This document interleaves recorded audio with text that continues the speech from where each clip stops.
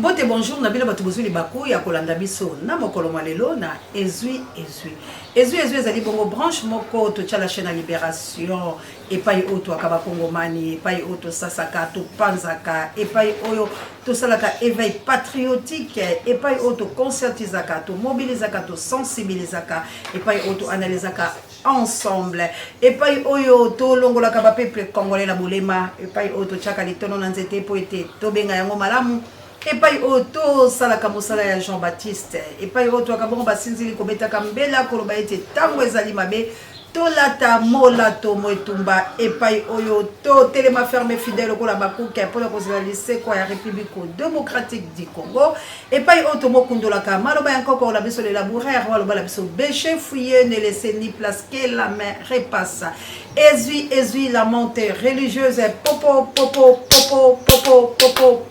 tango ya libération lelo tokosola penza mwa moke pambate tango ezali mabe tolobi bongo yako na libota ya mama Kabibi lelo ezali bongo mokolo oyo bazali bongo kokende komotika ye nde tolobi ba condoléances na bato nyonso bakufeli oyo bazokende kokunda lelo oyo pe bakokunda na mikolo mizali ko ya vraiment ya lelo swami auta kotika biso to yebaki te kasi ya pasi pe mwa lisusu papa waye ayebi lisusu komotika biso matanga ezali bongo kaka na toi bato bakeleki matanga ya lolo la Kishasa bayebi pe ba o bazali na mikili ya bapaya bobonde sa famille swami po ete ba utika kobungisa ya bango ndeko pe na mikolo mike papa pe a tiki biso vraiment bato nyonso bayebi ya lolo bayebi famille swami bo assister à Kelly bo assister ba Chantal vraiment tous à la ensemble pour ete bible les ont recommandé biso tolela na baye bazali kolela lokola pe mama Kabibi moko ya munganga ya makasi moninga ya mama Lelisa ya mama pasteur mwasi molonga ni ya papa Didier Lompinga ndele lope bazoke kotika bongo mama Kabibi balinga mibaye bato ya mosala na yepe lebota na yepe bala na ye bango banso na baninga bobondisa bango bakoza na cinquantenaire pe bisika bakele kotika bawe wala tolobi ba joyeux anniversaire na ba oyo pe ba bota metango toko kufa misusu pe ba ko bota ba oyo pe ba ko fete mbota mala bango na sanza moyo etika nzambe ya lola apambola ezui likambola motote équipe pour la télé États-Unis d'Amérique. Merci na mana ngana kunya dolanga ba maman missionnaire nazala posa la bio ba maman missionnaire vraiment bobenga nga basi angoya na place ronde vraiment merci na mona mère de Brino na Autriche merci na maman Adolo na Suisse merci na maman Samuel Mabolongo toujours na Suisse maman na Jolie na Suisse vraiment bozali tema bayike maman Jawa assalamu alaikum vraiment na ba mizima na Big Daniel Ngenda pourquoi pas vraiment Charlie Chobo et pour la ninte papa ma passe à maman Jovi vraiment merci. Merci vraiment, merci Nayanga Mokonzi en Angleterre, merci na le grand professeur Achille Mave na Molonga na Mireille Mave Achille Tela la Brazzaville maman Tela Umba grâce à maman sociale vraiment allez no mot que monseigneur laissé en colo hollandais noir moto mot prêtre merci na papa Michael merci na maman Célestine vraiment na cause la bino ba oyangai opération $10 to telema to sala musala to bunde tumbakila mais plus c'est 49 boucler le compte femme pekato Jeneta lo take tumbankane koto maman la chabienne maman mamombi maman ya bala bichike vraiment que Dieu vous bénisse ba maman missionnaire na plus rondé maman aussi Beleliba maman missionnaire à Namboka dita babe il faut que moto mbote la bino banso ba bolanda biso Équateur na Congo central na Bandundu boko landa biso la Kasai boko landa biso bisika nyonso bozali vraiment na Mbujimai boko landa biso na bako dianga bino nyonso vraiment ba boko benga biso toza ensemble lelo to ko zata ngombola été abbé Jean-Paul na Canada na mboka ya papa Alfred na maman Clarisse prompt rétablissement na maman vraiment lelo to ko lobela nini lelo to ko lobela ba journaliste liberté d'expression ezali société article 24 oyo epesi bango mpifo ba journaliste ba kosala misala bango so malamu te po ete soki journaliste atelemi alobi outrage au chef de l'état soki journaliste atelemi alobi likambo mabe koti na banzi tokolobela yango awa tokolobela lisusu likambo ya est ya République démocratique la biso poto kotika yango te ba assassinat on photo beta yango mbela posila tokolobela likambo les grands bandudu la biso oyo kimi ezali te tikino lelo tokolobela likambo ya maponami oyo tokoka nyungu négociation ekozala kati tozotala po ete makambo malongo balite manso matikali tokosimba ndambo na temps oyo bapesi biso na régie ya mwana mboka kabu ya l'homme puissant kabu ya même biso la conférence moi moke kaka o ba journaliste batelemaki lobi pour la développement.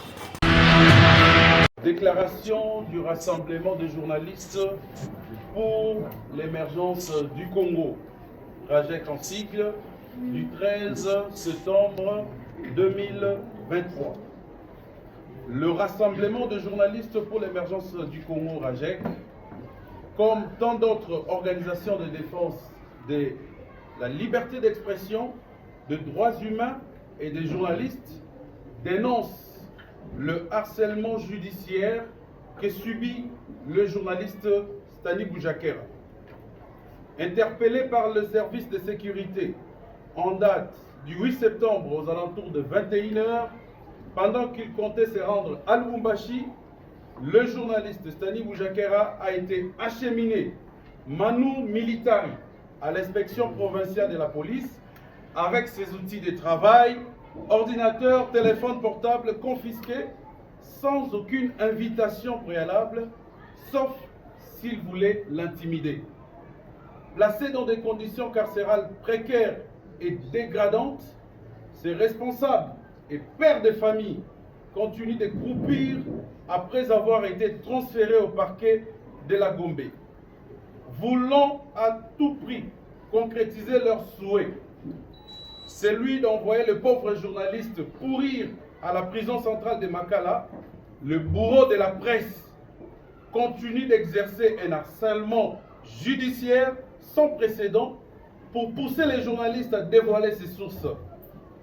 À notre grande surprise, dans le souci de réussir leur mission sadique et après refus du journaliste de corroborer à leur thèse, nous apprenons qu'un autre grief serait en train d'être monté afin de poursuivre le journaliste pour faux en écriture.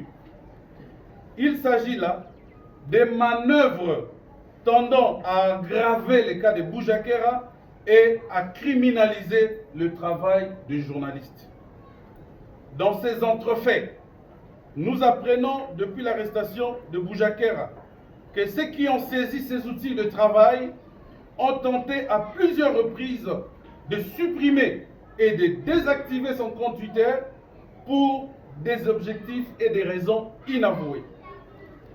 Passant outre le code éthique et de la déontologie, l'ordonnance loi fixant les modalités de l'exercice de la liberté de la presse, de l'information, des missions de la radio et de la télévision, etc., dite la loi Mouyaya, toutes les chartes conventionnelles qui promeuvent la liberté de la presse, les services de sécurité mis en place pour enquêter sur l'assassinat de Chérubin Okende va centrer son interrogatoire sur la publication d'un rapport de l'ANER dont le journaliste n'est pas visiblement auteur.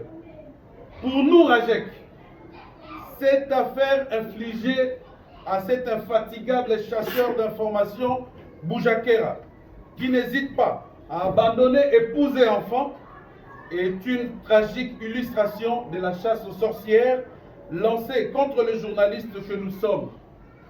Cela s'avère comme une honte que soit pendant cette période historique que traverse notre pays, les journalistes professionnels, les médias indépendants subsistent un harcèlement et une marginalisation continue. Les rédactions contraintes à fermer. Nous nous posons la question de savoir est-ce que nous devons changer notre métier. Nous dénonçons les poursuites dont les journalistes sont actuellement victimes dans notre pays et qui constituent une tentative autocratique de réduire au silence toutes les voix dissonantes et d'empêcher des journalistes indépendants de mener leurs activités.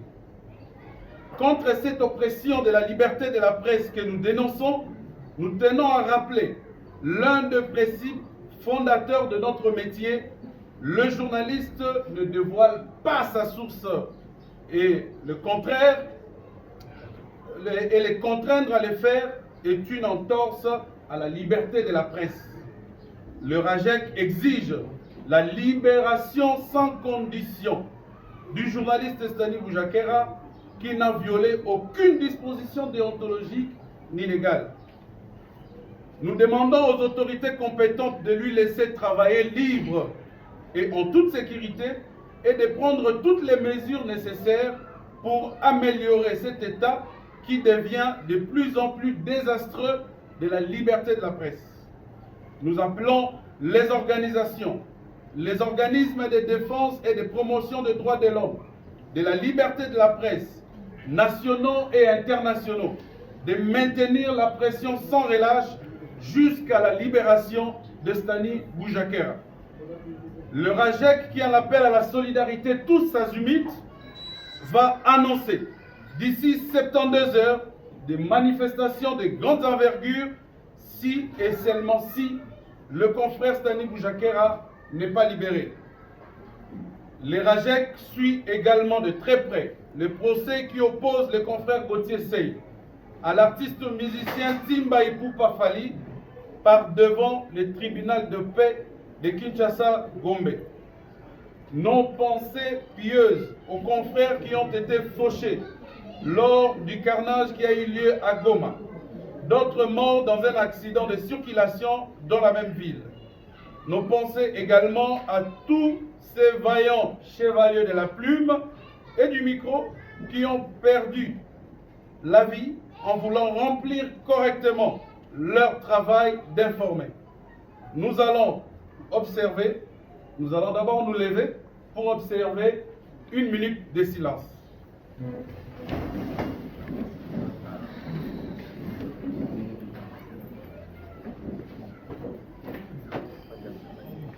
Merci. Na banzwa na bolandi na bokebi bakangi bongo bopanzi sango bilonso boyoki yango na tina ya likambo toyebi te. Donc lelo ndenge ezali awa boye tozali kobunda etumba ya ngambo moko. Donc soko ozali pour mabe oyo ezosalama na République démocratique du Congo, soko ozali pour bassassinat oyo ezosalama na République démocratique du Congo, ozali kodénoncer yango te, ozali mutu malamu. Mais soko otelemi mpona kodénoncer bakoimpute aux responsabilités. Donc yeba ke boloko ezali pona yo pamba te bosolo la kati ya République démocratique du Congo moto akoyi koloba yango azali te bande kolangai to bunde tumba ya bosolo po ete totonga mboka la biso to bunde tumba ya kimia po ete mboka la biso ezali na posa ya kimia ya solo bande kolangai tozali na posa ete bande kola biso bazwa bokonzi. Mutu moko ta boya te membre famille ya yazala mokonzi po abikisa bango. Mutu moko aboya te ke camarade ya yazala mokonzi po epa kobika. Kasi bokonzi yango ezala pena lolenge ya malamu. Ezala ngambo boko te. Ezala bokonzi o papa Tshisekedi alobaki le peuple d'abord. Ezala bokonzi o tango yo boko kotambola boko ke peuple la ba ko kumisa yo. Est-ce que le peuple d'abord? Ba peuple ba ko sepela. Population ya liboko la kimia. Makambo ya malonge ko sala na Est République démocratique du Congo. Makambo ya malonge ko sala na Bandundu makambo malonge ko sala na Kasai d'Équateur bande ko la ngai. Pas ces années biseka sur la carte République démocratique du Congo. Kasi soki ba pandisa bali na kimia te. Ba pandisa ngo ba ko kokate ko sala musala bango kolandisa na mobeko likonzi. Bomeka na ko yebisa ngai. Ninye ko sala masiko na République démocratique du Congo. Soki ba pandisa ngo banso ba kei bobe na ngambo moko. C'est que vous savez ko beba. C'est que loko moko ya malonge ko zala te. Alors ba pandisa ngo ko sepela ka te tango bakani moto yo tele molobi ya ifo bakanga ye ko yazali pro Katumbi. Bele bande ko muso babenga mamoseya tika yazala pro Katumbi te journaliste azaka pro te. Mais le peut boza pro Félix ko moali bele pour encourager les mal. Tolo bakabo solo journaliste azala kanaye ya moto te. Journaliste azali na ngambo président Sali Malamu to kumisi ya Sali Malamu. Na ngambo président Sali Mabe to interpeller conscience na ye to lobi o Sali Mabe. Na tango ba politicien ba Sali Mabe to telemi. Na tango ba Sali Malamu to beteli bango maboko. Mais to zala te ki ata Mabe ezali to ko kunda kaka. Soki moto moko atelemi alobi bolobi te po aza ya Katumbi. Siko Katumbi ali nya masolo la République démocratique du Congo. Po to moni ba arrestation ebele ko ke na ngambo la ye. Ça veut dire Katumbi fait peur aussi des Congolais. Katumbi azo bangisa ba Congolais. Katumbi fait peur. Na mwana mboka Félix. Azo bangisa ba ndeko de presse. Parce que comment kaka batu ya Katumbi ndembi lo bozolo kota. Et loko ni nango ezo ko sala la République démocratique du Congo. Vraiment ba ndeko langa ezali ko senga biso prière makasi kabuya l'homme puissant. Loko la mwana mboka Martin Fayulu m'a dit président et SID. Président Oba votaki massivement en 2018. Tous voyez dans la Kenya Combo de la République démocratique du Congo na makamyo sur les épaules.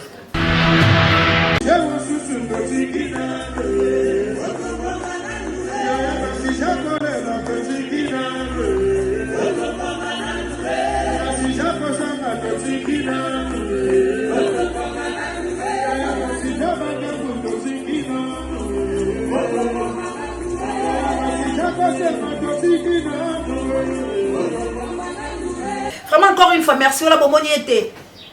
Opposant et makasi ya mboka la biso. Ye wana pasaki la katia prière ko bonde la ko intercéder na tina République démocratique du Congo. Pour la makambo nyonso ya mabe asengi na Nzambe, Nzambe longola. Asengi na Nzambe makambo ezala te. Ata kolela totiki na ntoto mbalo Nzambe la tina Congo. Ko ganga totiki na ntoto mbalo Nzambe yaka intervenir na katia République démocratique du Congo. Bravo encore une fois.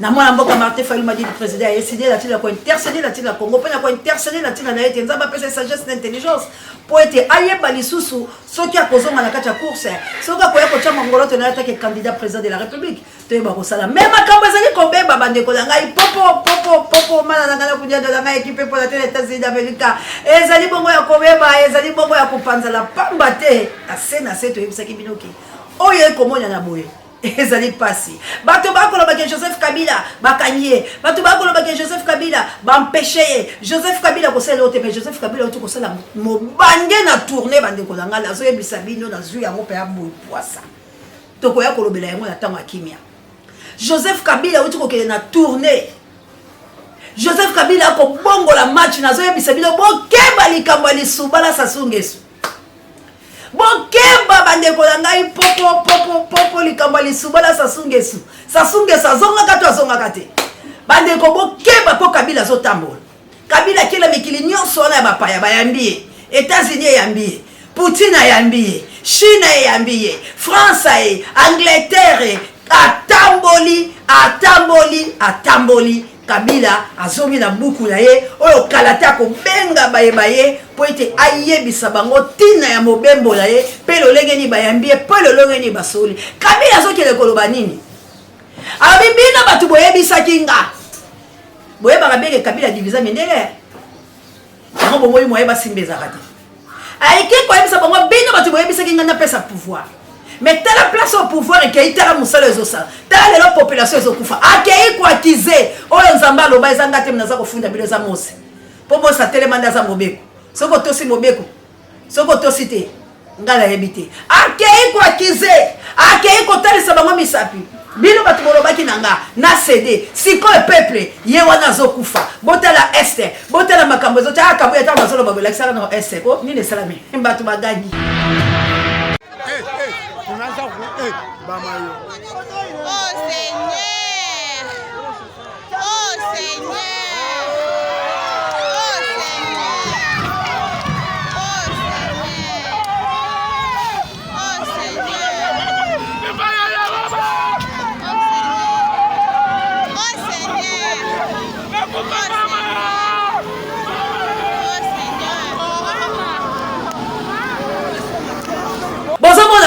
Angela, na bapasi bato badani Mungu wangu Nzambi Jehova na mayo Kongo yango wana ya souffrance mangola. Tokeba likamba Pascal Isubala de Sassou Nguesso.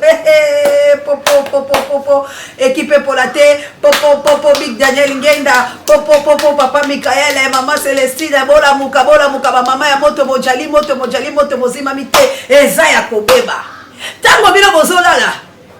Tango bino bozokanisa ke Congo. Ezotika la bongo batu mabepe bazotambola bazokilo sala bino mo ba congolais na kati ya distraction.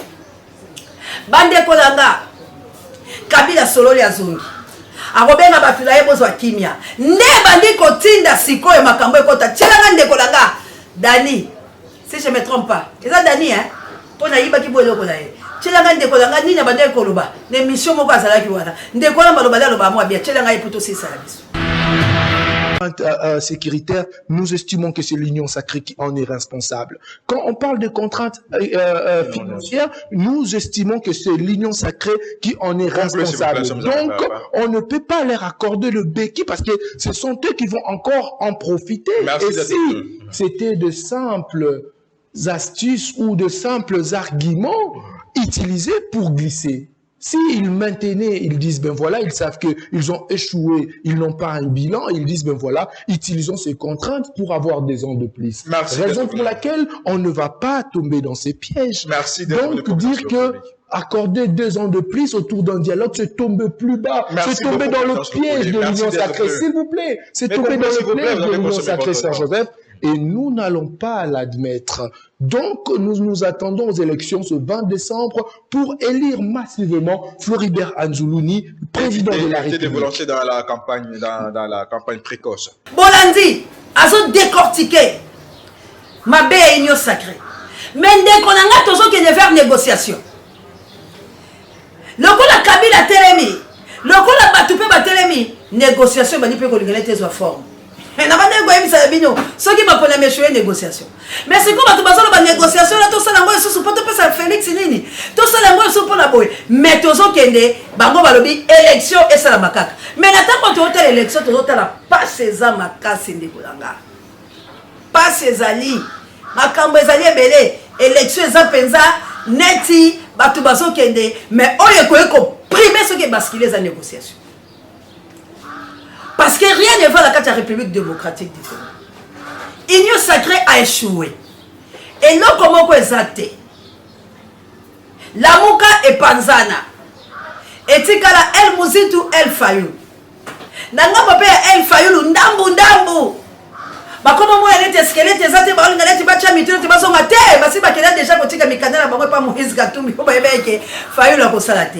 Nangambu oh bah l'obi chance consalate que bah député nyoso, bah si bah kota qui bon bah pesa ka Fayou le mon chance na bah député les pas zonga, bah l'obi ouais les a congoté. De côté na côté faut bon que bah kaketa mozo lingo sale loko no kito bimamukila, yo connaissez do ça loko malam.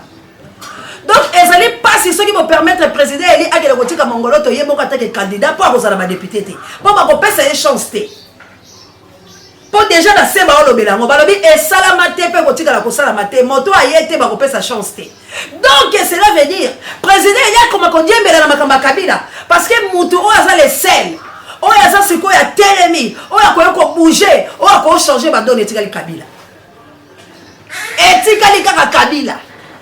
Oyo soka telemi na minute match baluki. Or, esengeli tebiso to zaleti ba malandangulu. Esengeli opposition. Oya bona mboka Martin Fayulu Badidi. Esengeli opposition. Oya bona mboka Martin etele mangbi. Po ba kopesa une chance te ke le kota ba candidat. Ba député ba kopesa te po de SSI là. Balobi wele salamate la c'est ba olo ba yango ba bisoka ya okutana. Soka ndimi makamba okutana. Donc, ça veut dire que vous avez un bout. Mais Moutou, on a une capacité. Il y a consommer ça, il y a aussi, mais ça, Kabila. Pour l'année Kabila, pour Kabila, ça va dire na Félix. Pour l'année Kabila, pour Kabila, il y a Moutada Fungola. Pour l'année Kabila, pour Kabila, il y a Moutada Otambouissa. Pour l'année Kabila, pour Kabila, il y a Moutada Makambala, qui est Sabatou là-bas. C'est quand on va décider, si les hommes sont congolais, tu vas décider, on va aller pour la biso. N'est-ce pas parce que les Soubala donné sa soumission. Il y a un moyen de ça dans la République démocratique. Or, pour ça, les Congolais ont raté. Mais tu as pas vidéo. Pire encore, le président de la République interdit à quiconque de se rendre à Goma et de porter assistance aux blessés et aux victimes. Exemple de Marie-Olive Lembe Kabila, la femme du président honoraire Joseph Kabila Kabange, a été interdit de se rendre à Goma, alors que tous, sachant que Madame Olive Lembe Kabila est native de la ville de Goma. Elle est déchirée dans sa chair, elle est déchirée dans son âme, elle est déchirée dans son être, parce que c'est sa ville qui a une fois encore été meurtrie. Mais on lui a interdit de porter secours aux victimes. Je veux m'adresser plus particulièrement à Madame Denise Nyakero Tshisekedi. Maman Denise, maintenant que votre mari a commis l'irréparable, il a tué vos frères, vos sœurs, vos enfants. Si ma mémoire est bonne, vous, comme Madame Olive Lembe Kabila, vous êtes aussi natif du Kivu. Vos familles sont meurtries. Et votre mari refuse à quiconque de venir leur porter aide. Alors que l'État n'a pas beaucoup de moyens, les hôpitaux sont surchargés, ils n'ont pas de soins appropriés. Pourriez-vous remplacer Madame Olive Lembe Kabila et de vous rendre dans le Kivu, apporter assistance à ces blessés, à ces victimes, à ces orphelins. Ils ont besoin d'une assistance. Je m'adresse aussi à Madame Amida Chatur, ma belle-sœur, la femme de mon grand frère bien-aimé, Vital Kamerhe. Maintenant que votre mari, mon grand frère, Vital Kamerhe, est devenu complice d'un génocide, le génocide du peuple Tutsi sur les terres congolaises. Maman Amida, Le gouvernement dont appartient votre mari a interdit à Marie-Olive Lembe Kabila de se rendre dans les Kivu et apporter assistance aux blessés et aux victimes. Êtes-vous prêt à remplacer Madame Olive Lembe et à vous rendre dans les Kivu, apporter assistance à ces familles meurtries au nom de la nation congolaise? Et quand vous serez là, regardez les droits dans les yeux, demandez-leur pardon de l'acte posé par la complicité de votre mari, mon grand frère, Vital Kamerhe. N'attendez pas 100 jours et d'aller voir les victimes et de leur demander de voter pour leur bourreau. En français, on dit, qui dit mot consent, peuple congolais, chers compatriotes, ne nous taisons pas. Se taire, c'est être complice du génocide qui vient de se dérouler sur notre sol.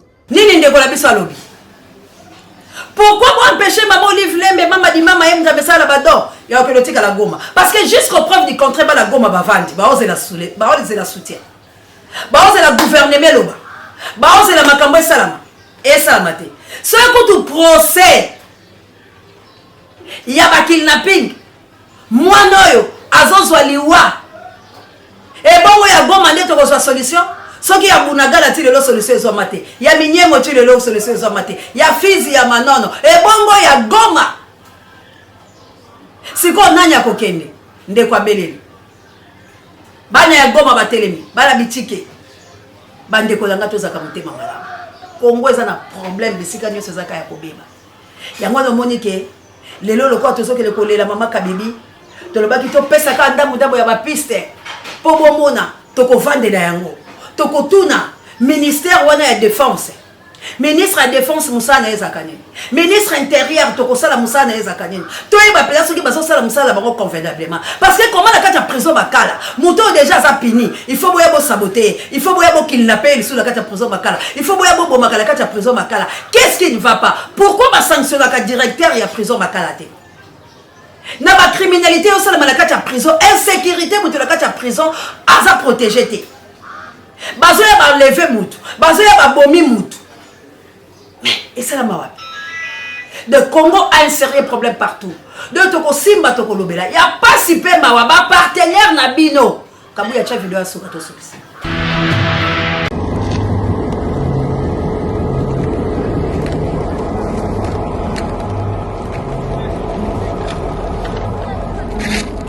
Comment est-ce possible de relancer l'économie congolaise avec ces désordres que nous sommes en train d'observer en cet instant ici, sur le tronçon triangle Kenya, de la Kenya. Une locomotive toute neuve venant de la Zambie qui ne s'est pas traversée suite aux immondices que les riverains sont en train de jeter sur la voie. Chers collègues, chers compatriotes, nos amis de la Kenya, cette pratique est préjudiciable au trafic ferroviaire que nous sommes en train de constater en cet instant ici. Voyez, un Zambien, un compatriote zambien, machiniste de son état, il vient ici pour maintenant déplacer les immondices. Quel gâchis pour notre économie congolaise. Quel gâchis. Quelle est l'image que nous donnons aux étrangers qui viennent nous aider ici au Congo avec leurs véhicules, avec leurs locomotives. C'est vraiment triste. Voyez un peu ce qui se passe en pleine centre-ville de Lubumbashi, à la Kenya, au niveau de Triangle. Bino moko bolandi pe boyoki commentaire. Siko mboka ya soni boy. Mboka ya pasi boy. Menini ndeko alobi la biso, kabuya tosukisi. Mila kuya leo ni samedi le 40e. Leo ni samedi 29. Félix Antoine Tshisekedi Tshilombo, 10 ans au pouvoir. 10 ans.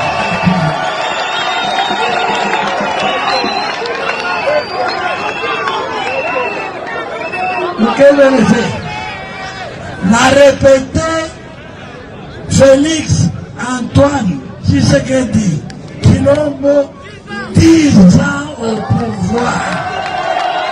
10 ans. Jomana, jamwen. Mwenda mkanipote plate. Mina sebaka busiku. Acha toche na chapeau pour yose million. En 1923, Félix Antoine Tshisekedi Tshilombo, président de la République, pour encore 5 ans. 5 ans plus 5 ans égale combien? Et d'ailleurs, pour être clément avec vous, il n'habite à y compter.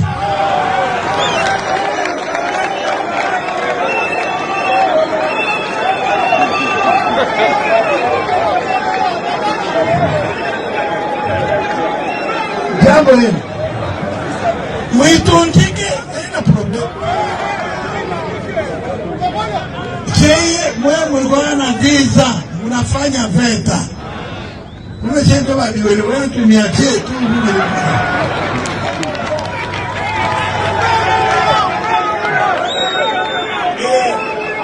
Et alors? C'est 10 ans. Est-ce que vous comprenez? Bon, lundi, ma vidéo. Bon, lundi, ma mouké. C'est quand tu as 10 ans. Est-ce que tu as réfléchi ça? Est-ce que tu as battu à solo? Tu as la kacha kunda. Basaka batu o bazolo bapona moyibi. Basaka bato bazolo bapona lokoso. To basaka bato bazolo bapona bazala souci peuple congolais. Na pas signé soto zo mona lelo. Nani nde auteur? E bandala mo uta kala. Mais oyo to komo bika lelo ya boya ya poissa. Ya kobo ma chérie bo kende la poissa. Ya ko assassiner, ya ko kata mitu la poissa. Ya bombe ko ya katango nyonso. Ya moto la boloko boche po bino bozwa na posa bare. Soka lobi boke bo kidnapper. Boloko comme esika ya sécurité. Prison makala so ba tinji honnête ba kangi ndeko oyo to éviter. Mais directeur à présent tu avais ministre de défense à l'Obakate, ministre intérieur à l'Obakate. Maintenant, ni liaison de la Congo. Ba ministère wala musala monene. Ezali pas si pema. To koya ko décortiquer. Pour na lelo to pesika ba piste. Mais to keba. Ce qui te le nimbo kalabiso, te permettre les cambo ya sasunge sauter dans les souba. Ce qui te le nimbo kalabiso, biso tout to veiller article 64. Yangonde ya motuya po ba banga biso.